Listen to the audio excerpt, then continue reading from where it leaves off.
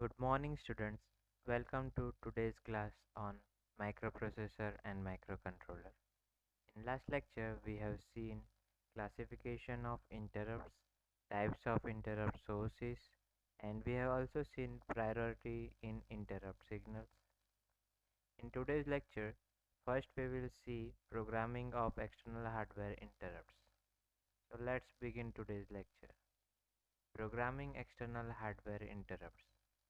Pins P3.2, which has pin number 12, and P3.3, that is pin number 13 in port 3, are used as external hardware interrupt INT0 and INT1 respectively.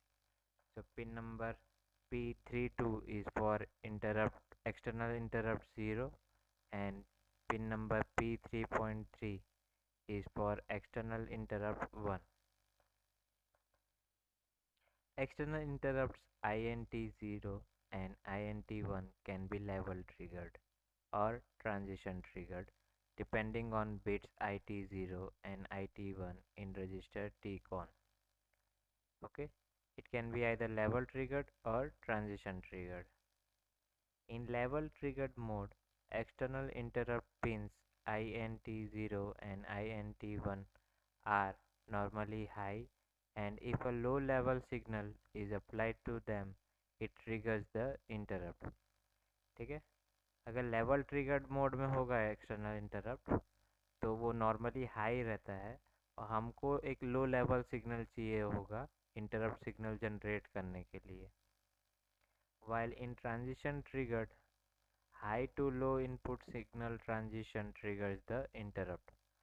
हमको पता है जब जो triggered किसी चीज़ को अगर हमको ट्रांजिशन ट्रिगर्ड करना होता हमको एक वर्टिकल एज चाहिए रहती है और ये जब जैसे ही हाई से लो इनपुट सिग्नल जाएगा तो हमको एक वर्टिकल एज मिलेगी और ये एज इंटरप्ट सिग्नल को एक्टिवेट करेगी. Flags that actually generate these interrupts are IE0 and IE1 bits in TCON. When an external interrupt is generated, flag that generated it is cleared by hardware when the service routine is vectored to.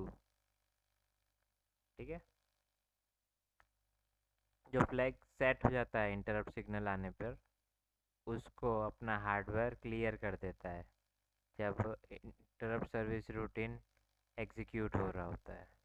Only if the interrupt was transition activated, और ये process follow होगी जब interrupt transition activated होगा. If the interrupt was level triggered, then external source is what controls the request flag rather than on chip hardware. ठीक है, level triggered वाले जो interrupt signal होते हैं उसमें जो एक्सटर्नल सोर्स होता है, जो एक्सटर्नल डिवाइस होगा, वही कंट्रोल करेगा रिक्वेस्ट फ्लैग को, ना कि अपनी on chip hardware. If ITX is equals to 0, external interrupt X is triggered by detected low at INTX pin. If ITX is equals to 1, external interrupt is edge triggered. In this mode, if it gets vertical edge of signal, then interrupt request flag IEX in TCON is set. Flag bit IEX then request the interrupt. ठीक है, जैसे मैंने बोला vertical as मिलती है तभी transition triggered वाला active होगा, वैसे ही रिक्वेस्ट फ्लैग IEX है वो सेट हो जाएगी और ये IEX वाली बिट होती है वही इंटरप्ट रिक्वेस्ट देती है कंट्रोलर को. Since external interrupt pins are sampled once each machine cycle, an input low or high should hold for at least 12 oscillator periods to ensure sampling. ठीक है, कंट्रोलर सैम्पलिंग कर पाए उसके लिए जो इनपुट लो या हाई होता है कम से कम 12 ऑसिलेटर पीरियड्स रहना चाहिए उस पोजीशन या स्टेट में, नहीं तो कंट्रोलर उसे सैंपल ही नहीं कर पाएगा.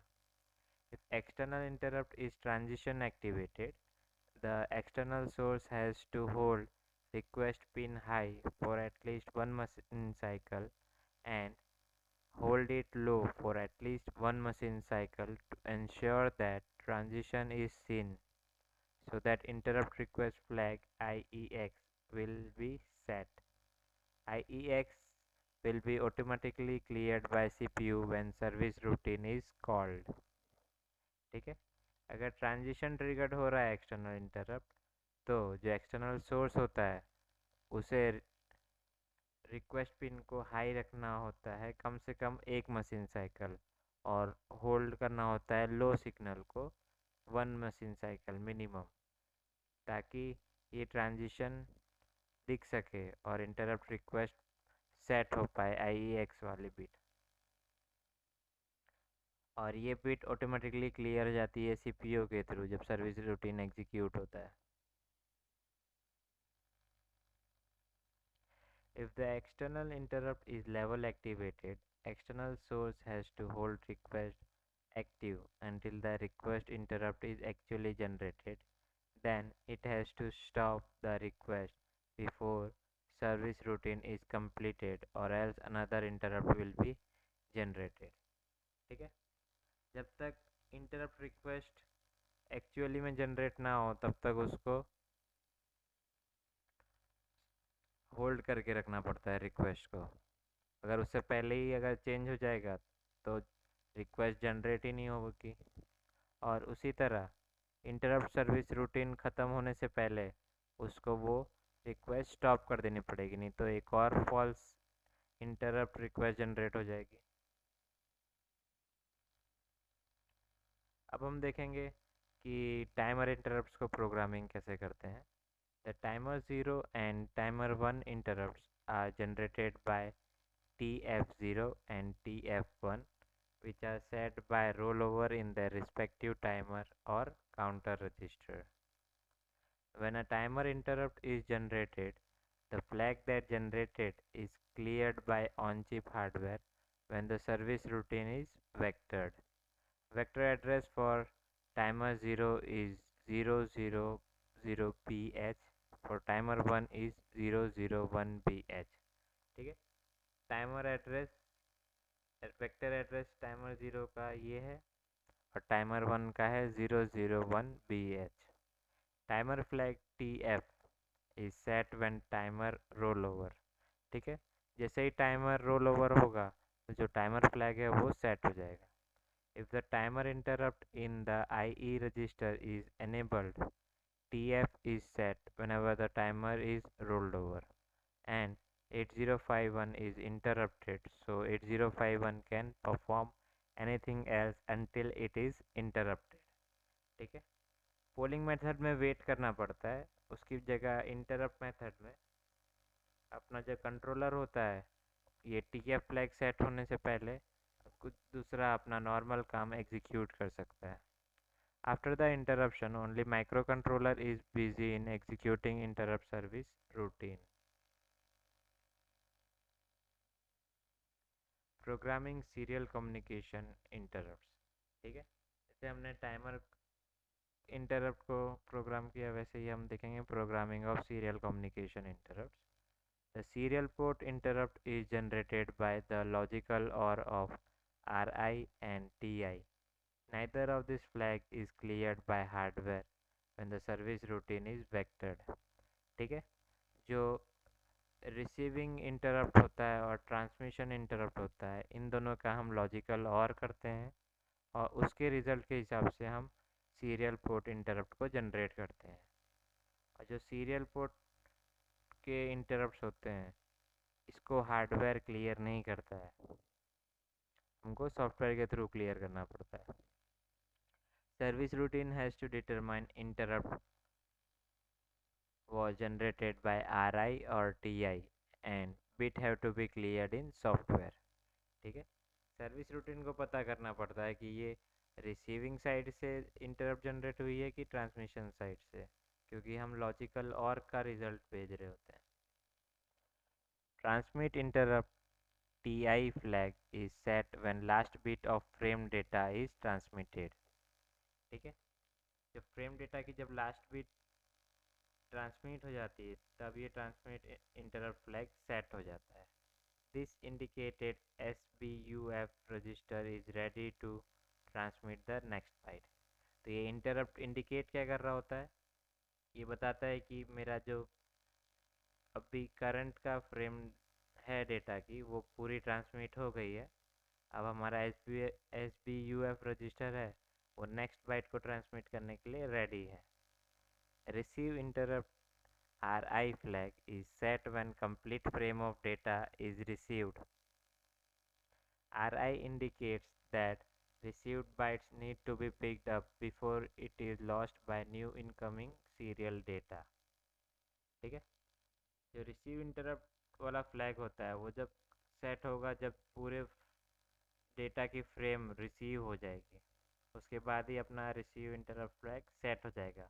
और ये इंडिकेट क्या कर रहा होता है कि जो हमारा डेटा रिसीव हो गया है उसे पिक कर लो, नहीं तो जो इनकमिंग नेक्स्ट डेटा है उसकी वजह से ये डेटा लॉस हो जाएगा। इफ़ IE रजिस्टर IE.4, ठीक है, ये सीरियल पोर्ट के लिए ये वाली बिट यूज़ होती है, is enabled when RI or TI is set and 8051 is interrupted. When interrupted, the ISR return at 0023H is executed by 8051. In ISR, the TI and RI flags must be examined to check which one caused the interrupt, and according to the flag, respective response is given by the microcontroller. ठीक है, अब controller को तो पता नहीं कि ये request receiving side से आ रही है कि ट्रांसमिशन साइड से, तो उसे एक बार चेक करना पड़ता है कि ये रिसीविंग साइड से रिक्वेस्ट जनरेट हो रही है या ट्रांसमिशन साइड से, और उसके बेसिस पे कंट्रोलर उसको सर्विस प्रोवाइड कर देगा।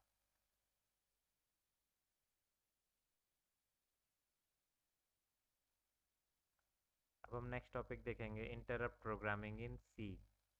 The C compiler uses interrupt number to identify the interrupt, assigns a unique number to each of 8051 interrupts as shown below।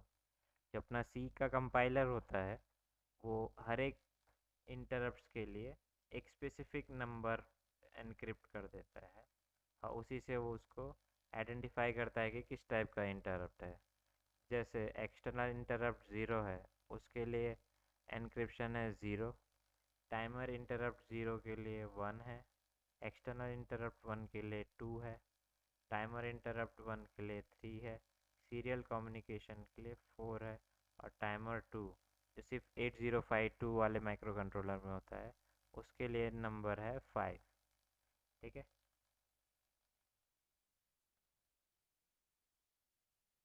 इसी के साथ हमारा 8051 इंटरप्ट चैप्टर कंप्लीट हो रहा है। अब हम नेक्स्ट लेक्चर में नया चैप्टर स्टार्ट करेंगे जो कि है 8051 serial port and programming. Thank you आज के लेक्चर अटेंड करने के लिए। कमेंट सेक्शन में अपना एनरोलमेंट नंबर लिख दीजिएगा।